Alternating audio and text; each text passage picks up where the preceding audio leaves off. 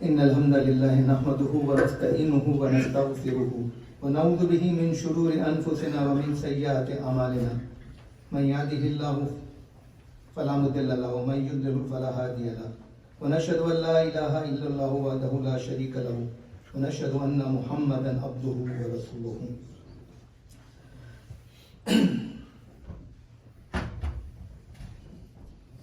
It's even difficult to talk about something that I want to talk about today.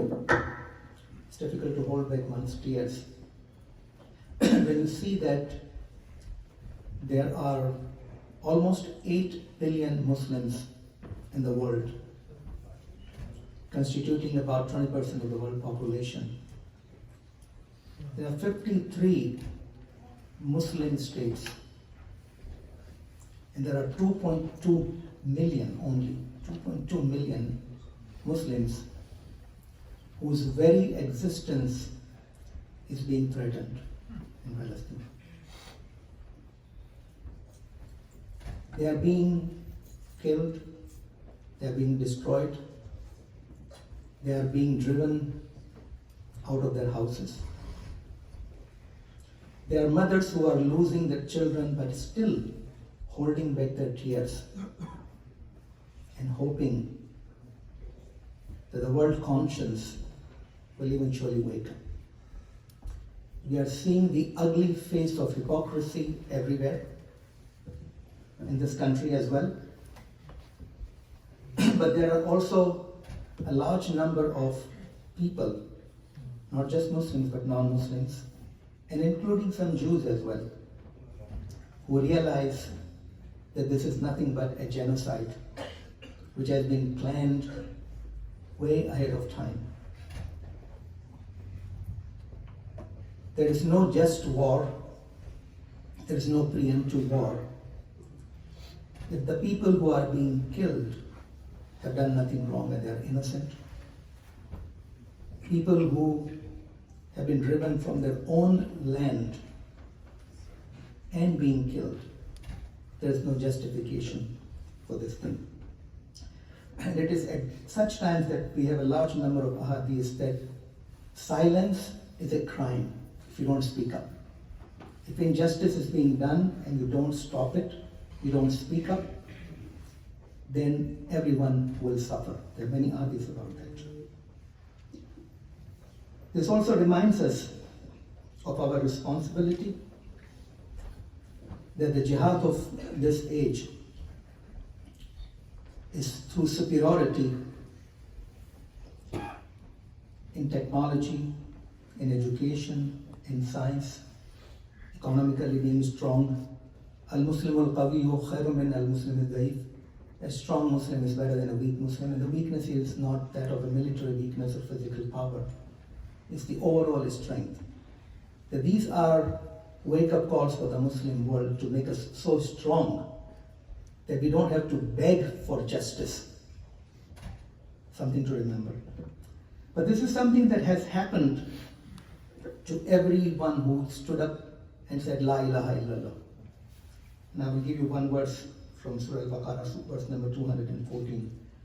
بعد أعوذ بالله من الشيطان الرجيم أم حسبتم أن تدخلوا الجنة ولما يأتكم مثل الذين خلوا من قبلكم. Do you think that you will enter paradise where there have not yet come to you such trials as came to those who passed away before you? So worst has happened to people before them. مَسْحَتْهُمُ الْبَأْسَاءُ وَالضَّرَّاءُ وَزُلْزِلُوا. Deprivation and suffering afflicted them to the point حَتَّى يَقُولَ الرَّسُولُ وَالَّذِينَ آمَنُوا مَعَهُ مَتَى نَصْرُ اللَّهِ. That not only the people who had believed, but even their prophets cried out, when will the help of Allah subhanahu wa ta'ala come? Allah inna nasrullahi qareeb.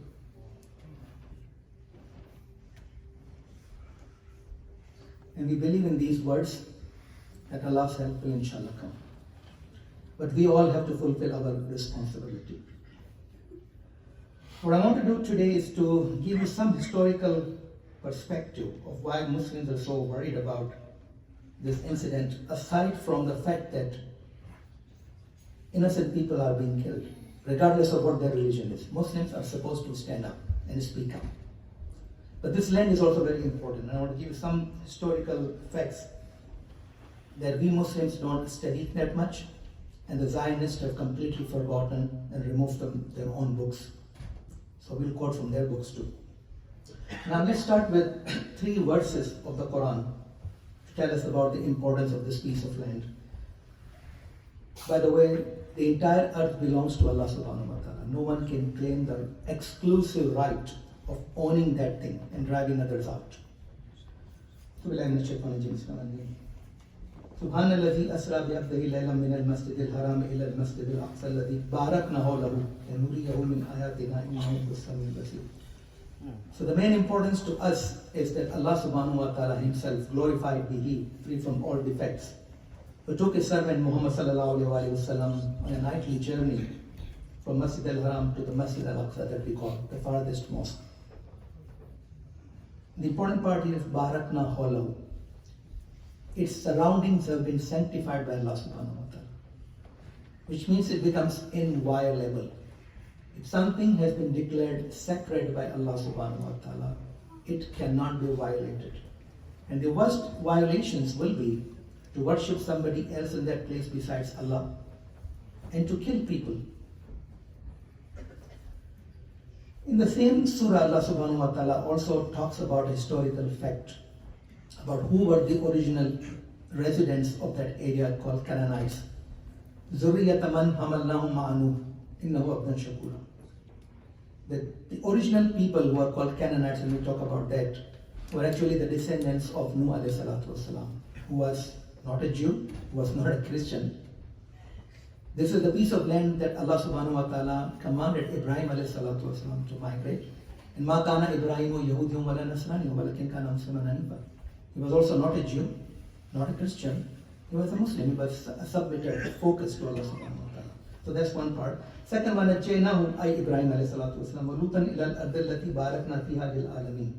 The theme continues with the sanctification, that we saved Ibrahim alayhi salatu wasalam and Lut and sent them to a place that we have blessed for all times to come for all the people.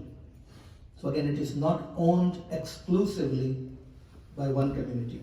Now I want to quote from the book of Genesis, and this is something kind of fascinating that Allah subhanahu wa ta'ala has mentioned it, and we don't pay much attention to that.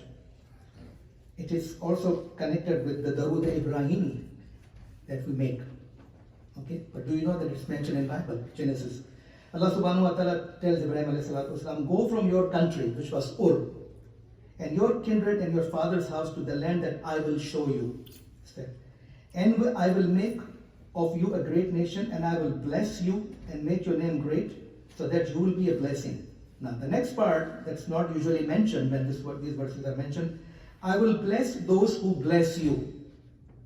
Who blesses Ibrahim alayhi salatu wasalam? Allahumma salli ala Muhammadin wa ala ali Muhammad kama sallaita ala Ibrahim wa ala ali Ibrahim innaka Hamidum Majid. Allahumma barik ala Muhammadin wa ala ali Muhammad kama barakta ala Ibrahim wa ala ali Ibrahim innaka Hamidum Majid. So that's it. That I will bless those who bless you, and him who dishonors you, I will curse. Who is asking Allah to bless Ibrahim alayhi salatu wasalam, and who is dishonoring his name and his legacy? You can all see. That's in Bible. In you, all the families of the earth shall be blessed. So it's a good news from Allah subhanahu wa ta'ala for us. The next part, where again the sanctification is mentioned, comes from Musa alayhi salatu wasalam, Al-Ma'idah, verse number 121. Musa alayhi salatu wasalam and the Egyptians have already migrated from Egypt, not the Egyptians, the Bani Israel. And they are in the desert, and Musa alayhi salatu wasalam tells them to go to a piece of land. Ya qawmi udkhulul ard al-muqaddasata allati kadaba Allahu lakum. O people, O my people, enter the blessed land, the holy land. Okay, so in the Quran, that Allah has written for you, وَلَا تَرْتَدُّ عَلَىٰ أَدْبَارِكُمْ فَتَنْقَلِبُوا خَاسِرِينَ. But do not turn your back on your faith, then you will be lost. So what was that piece of land that Allah subhanahu wa ta'ala is talking about? It is the current Palestine, the area of Gaza, surrounding areas, even piece of Syria. It was originally known as Canaan. By the way, my name is also Canaani. Some people think we are derivatives of that. And they were the descendants of Ham, who was the third, one of the three sons of Nuh alayhi salatu wasalam. So the Canaanites were the original residents of that area. And it was determined by Allah subhanahu wa ta'ala to become a blessed place for everyone. And Musa alayhi salatu wasalam was telling his people to go there. And the answer from the Bani Israel was that, oh Musa alayhi salatu wasalam, there are people in there who are called Al-Jabbarin. And if you want to go, then you and your Rabb go. We will just keep sitting here. That was the cheeky answer which was given to Musa alayhi salatu wasalam. So who are those Jabbarins? We'll talk about that. Eventually this land was conquered under Yusha bin Nun, Joshua. Muslim Mufassirin think that Yusha bin Nun was the Fatah, the young man mentioned in Surah Al-Kahf who accompanied Musa alayhi salatu wasalam. So he conquered, and this is where the Bani Israel entered that piece of land, Canaan. So the Canaanites, and now we go to who are those Jabbarin, who are those people. And this is all coming from books of history and archaeology. The history, as we know, is way beyond the time when history started to be written. And archaeology only gives us a partial picture, but again, it's important. So the people who are called Jabbarin seem to be a group of people known as Philistines, from which the name Palestine or Palestine comes. They appear to have come from Crete, which is an area near Greek Aegean Sea. And it's mentioned that they came in swarming waves after waves, destroying everything in their wake. They came to dominate, and they came around 1200 before Isa alayhi salatu wasalam or thereabouts. This was the time when the pharaohs ruled Egypt, and Ramses III was the pharaoh of that time. And there are different versions about what actually may have happened, whether they fought and conquered that land, or whether Ramses III allowed them to stay there and spread the rest of the Egypt. Is open to discussion. And they were, you can call them Mongols of that time.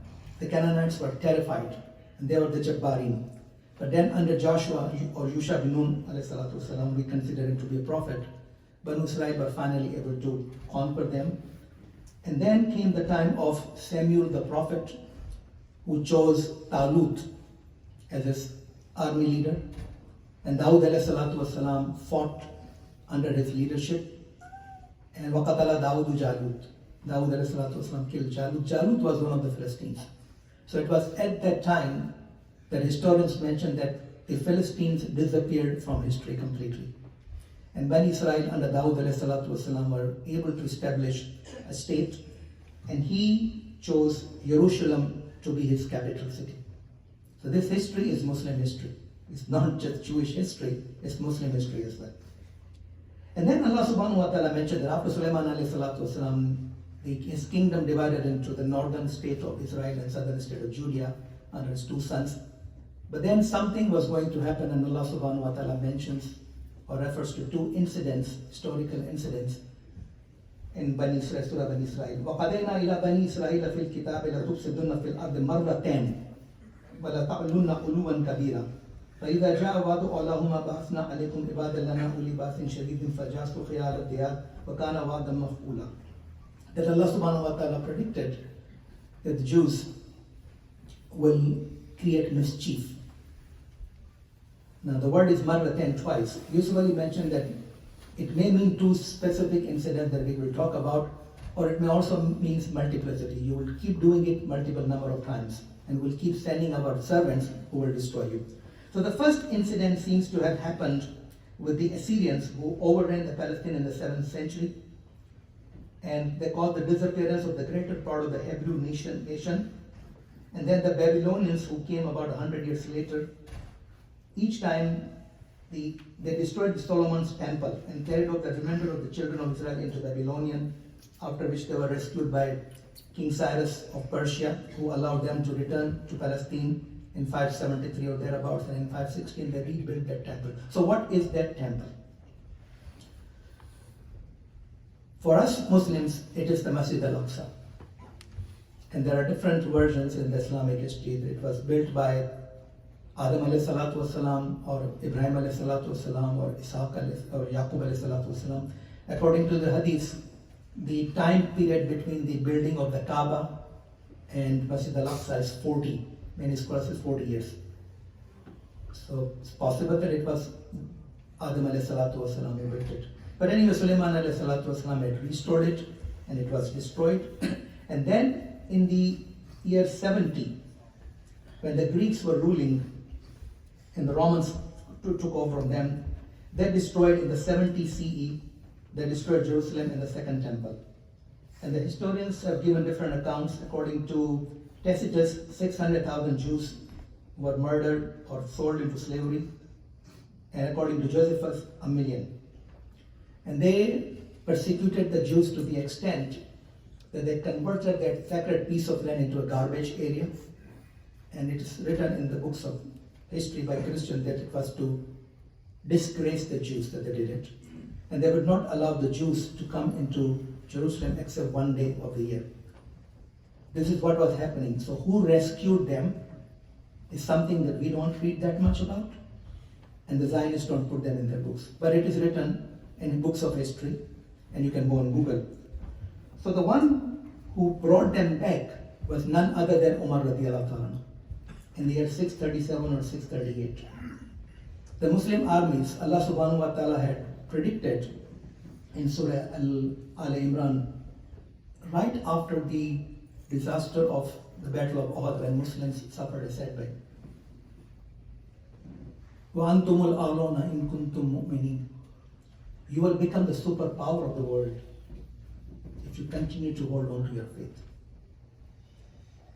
People may worry the Muslims are here battered and bruised. Their numbers are very small. And Allah subhanahu wa ta'ala is telling them that you will become the superpower of the world. At that time, the superpowers of the world were the Persians, the Sasanians, and obviously the Roman or the Christians. And the world saw that the Prophet ﷺ passed away in about 630, beginning of 622, yes.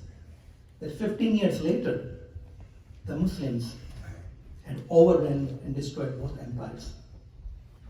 And on that particular day, 637 and 638, the Muslim armies, under the commandership of Abu Ubaidah bin Jarrah and Khalid bin Walid, were holding a siege of Jerusalem for about 6 to 7 months, and there was no way out for the Christians to fight or to run away. And they agreed to surrender on the condition that the commander of the Muslims, the Amir al-Mu'minin, came himself. He took counsel from his people, and Ali radiallahu ta'ala actually gave him the advice that the Prophet ﷺ went there. It is our piece of land as well. It is blessed by Allah subhanahu wa ta'ala. You should go there. So he goes. The Muslims, when they fought, they used the horses. When they traveled on camels. So he traveled on camel all the way over there. And he is greeted by Abu Ubaidah bin Jarrah and Khalid bin Walid and others. And he says, let's go on a camel. Because he's not fighting. It's a very symbolic. He's not going on a horse. I'm not going to fight.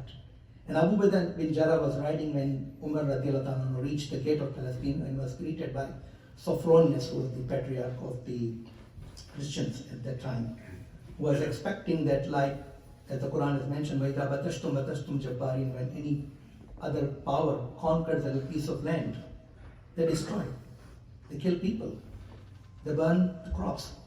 So he comes out, he's surprised to see a man in tattered clothes, saying, I'm the caliph, and this is my servant riding the camel. He says, so what are your terms? And he said, well, all the Romans, the Christians, the politicians and soldiers can just leave and take anything they want with them.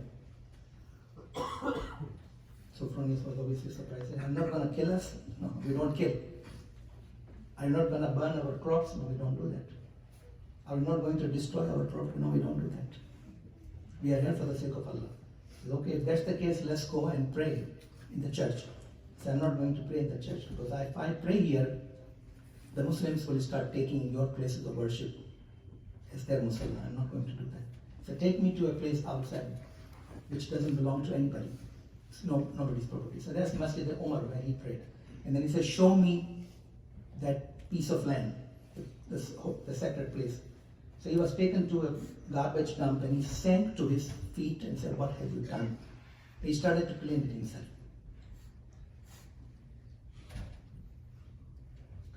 And then he asked him, "Where are the Jews?" And so friend said, What Jews?" He said, "The Jews were supposed to be here." He said, "No, we killed them or we drove them out. There are no Jews over here." He said, "What have you done? This piece of land belongs to everybody." So he turns to Ka'b bin Ahra, who was a Jewish convert to Islam, and said, "Can you find me 80 Jewish families who are willing to come back to Palestine?" This is something which they have forgotten. They talk about King Cyrus, who brought them back from Babylon to Jerusalem. They don't talk about what happened, that for 600 years, they were not allowed to enter their own piece of land.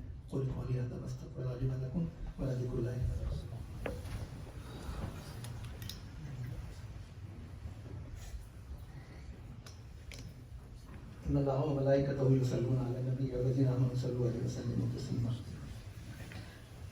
اللهم صل على محمد وعلى آل محمد كما صليت على إبراهيم وعلى آل إبراهيم إنك حميد مجيد. اللهم بارك على محمد وعلى آل محمد كما باركت على إبراهيم وعلى آل إبراهيم إنك حميد مجيد. So when Umar saw the sight of Al-Aqsa, he said, "Allah is great, I swear by the one who holds my soul in his hand that this is the mosque of David, Dawud alayhi salatu wasalam, which the Prophet of Allah described was after his night journey." Why is this important? He's saying this is the mosque of Dawood.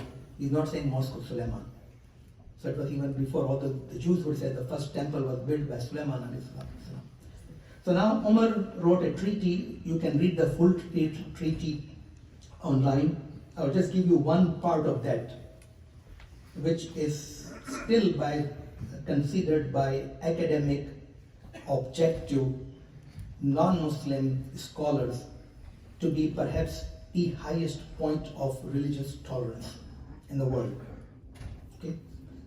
In the name of Allah, the Merciful, the Compassionate, this is the assurance of safety which the servant of God, Umar, the commander of the faithful, has given to the people of Jerusalem. He has given them an assurance of safety for themselves, for their property, their churches, their crosses, the sick and healthy of the city, and for all the rituals which belong to their religion. Their churches will not be inhabited by Muslims and will not be destroyed. Neither they nor the land on which they stand, nor the cross, nor their property will be damaged. They will not be forcefully converted. Okay. So one of the historians, non-Muslim, mentioned at this time this was by far one of the most progressive treaties in history.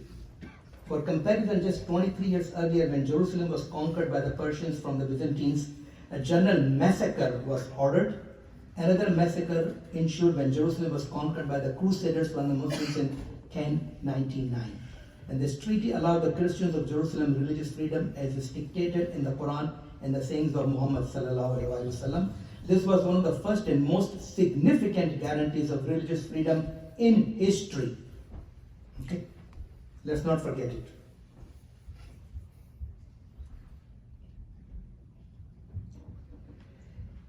In a hadith narrated by Anas radiallahu ta'ala, he said, "Qala qala Rasulullah sallallahu alaihi wasallam, unsur akhaka zaliman aw mazluman." Help your brother whether he is oppressed or oppressor. فقال رجل يا رسول الله صلى الله عليه وسلم أنصره إذا كان مظلوما أفرأيت إذا كان ظالما كيف أنصره. He said, I can understand helping a person who is oppressed, but how do you propose that I help the person who is himself an oppressor? How can I help the oppressor? How can the world stop this crime that is happening today by not remaining silent? The Prophet answered, which should be done by the world today, قال تهجزه أو تمنعه من الظلم فإن ذلك نصره. Stop him from oppression. That is what the world needs to do. No hanky-panky. Stop it. So I will request you to join me in making this prayer, but before the prayer, a couple of things that I want to make an announcement. That there is a brother from Morocco who is very sick in one of the hospitals, and we make dua to Allah subhanahu wa ta'ala. Ya Rabbi lakal hamdu kama yanbaghi li jalali wajhika wa azimi sultanik. Allahumma rabbana ajil al-bas ishfi anta shafi la shifa illa shifa shifa la yughadiru saqama. The second thing is that we, like other mosques, have been collecting money to be sent to the people in Gaza who need it. And some questions have come as to how we will make this help go to them. Brother Rafa and Khalis, although they are here, they can answer it better, but we have avenues inshallah. So please continue to donate. Ya Allah, we your servants have no strength except through you. La hawla wa la quwwata illa billah. No refuge except in you. No helper except you. You are the most merciful, most beneficent, most powerful, always seeing, always hearing, always responding to the dua of your servants. Please listen to our dua. We request you in the name of your all-encompassing mercy, your limitless power, and in the name of your beloved Sallallahu Alaihi Wasallam, to help the Muslims in Palestine and Gaza, to ease their difficulty, to remove their hardship, to wake up the world, Muslims and non-Muslims, to stop this nonsense. O Allah subhanahu wa ta'ala, we raise our hands to you and make sincere dua for all those who have been killed, displaced, injured, or infected in any other way by the ongoing unjustified violence in Palestine. O Allah subhanahu wa ta'ala, forgive our brothers and sisters for any of their shortcomings and mistakes of this world. O Allah subhanahu wa ta'ala, give those who have been killed peace in the grave, expanding it for them and protecting them from its trials and tribulations. Raise them among those who are righteous, those who are patient, those who are truthful, and those who believe. O Allah subhanahu wa ta'ala, grant them shade on that day when there is no shade but that of your throne. Grant them entrance into Jannah without any judgment. O Allah subhanahu wa ta'ala, this is the time of the greatest difficulty that the Muslim Ummah has faced in a long time. We recite to you some of the verses from the Quran and the du'as of your Prophet sallallahu alaihi wasallam. ربنا ظلمنا أنفسنا وإن لم تغفر لنا وترحمنا لنكونن من الخاسرين لا إله إلا أنت سبحانك إني كنت من الظالمين اللهم إني نعوذ بك من الهم والحزن والعجز والكسل والبخل والجبن ودلع الدين وغلبة الرجال اللهم اكفني بحلالك عن حرامك واغنني بفضلك عمن سواك اللهم رحمتك نرجو فلا تكلنا إلى نفسنا طرفة عين وأصلح لنا شأن كله لا إله إلا أنت اللهم لا سهل إلا ما جعلته سهلا وأنت تجعل الحزن إذا شئت سهلا لا إله إلا الله العليم الحليم لا إله إلا الله رب العرش العظيم لا إله إلا الله رب السماوات ورب الأرض.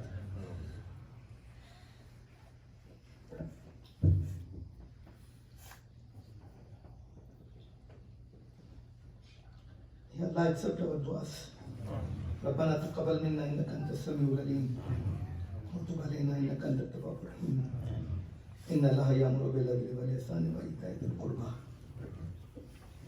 وينهى عن الفحشاء والمنكر والبغي يعظكم لعلكم تذكرون وأقيموا الصلاة